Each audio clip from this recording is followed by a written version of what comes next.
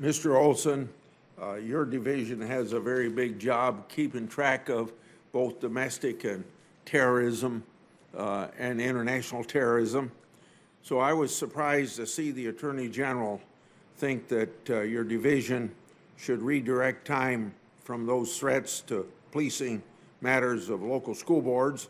I was even more surprised to learn that the FBI's counterterrorism division is tagging school board cases involving the federal national security programs on local school board matters has a chilling effect on freedom of speech and freedom petition your government.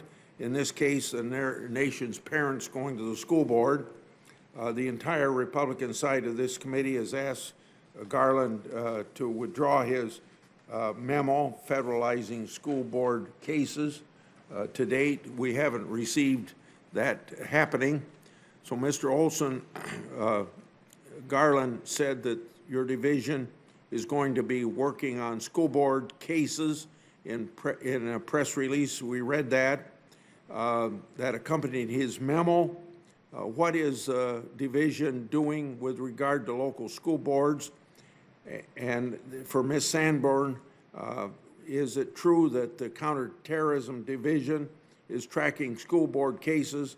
If it is, will you stop that practice that has a chilling effect on school board meetings? First of all, Mr. Olson. Thank you very much, Ranking Member Grassley. I can assure you that nothing is deterring or interfering or otherwise making it more difficult for us to focus on our core responsibilities in the National Security Division of investigating and prosecuting international and domestic terrorism. This remains the top priority for our division. It remains a top priority for the Department of Justice, and we remain committed to that priority. As the Attorney General's memo indicated, there has been an increase in violence and threats of violence against individuals who serve in positions of public trust, school board members, teachers, other public officials, and this is a serious concern, a concern that I share. The National Security Division, for its part, is playing an advisory role in supporting the work of the department, making sure that when there may be a case that would rise to the level of one where we have some role to play, that we're there to support the rest of the department. But it's certainly not a particular focus for the National Security Division, nor do I have any anticipation that it would be. It is, I think, an important role, however, for the Justice Department as a whole, largely run by the Criminal Division, the Civil Rights Division, and other components of the Justice Department. Ms. Sanborn, your response? Yes, sir. I would echo that this is not a particular focus for the Counterterrorism Division, and nothing has changed in our authorities, our policies, or how we go about investing our cases. I would just add to the tagging question that you asked is, first of all, something would have to rise to be either an allegation of violating federal law or have already violated federal law for the FBI to even be involved in investigating that. And the tagging is simply an administrative process to be able to better analyze trends, et cetera. But again, the key here is this has not changed our authorities, and a violation of federal law would have to be at the heart here for us to be involved. Ms. Sanborn, you were the assistant director of the division during the 2020 riots. I understand that this was an extremely difficult time for the FBI. I've heard I heard it may have been the only time in history where the command posts of every FBI field office were activated at the same time. Every day there were reports of multiple riots, more cases to be opened, domestic terrorism agents dispatched to places like Portland to help rein in the violence.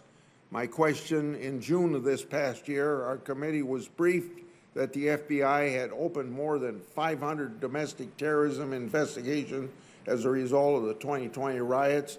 Of those where the ideology could be identified, 75% were anarchist extremists.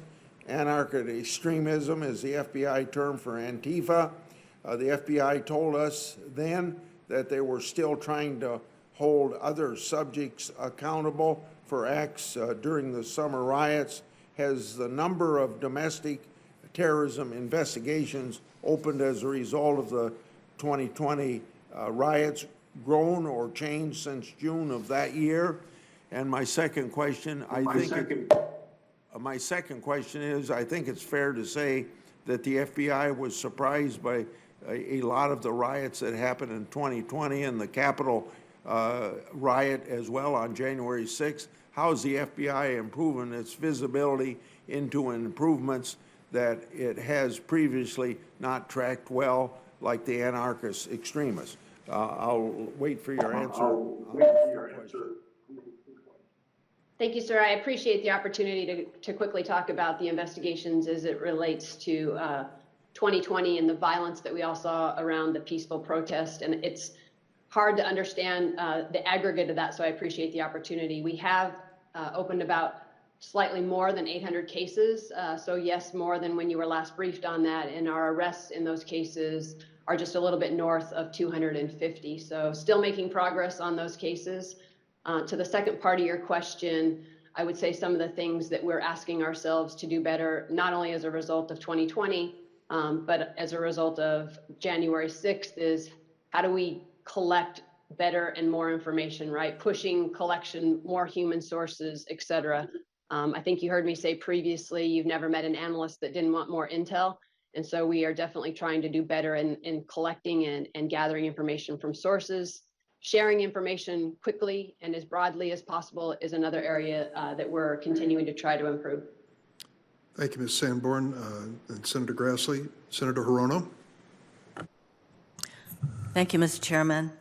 I think it's really important for us to be clear about what happened on January 6th.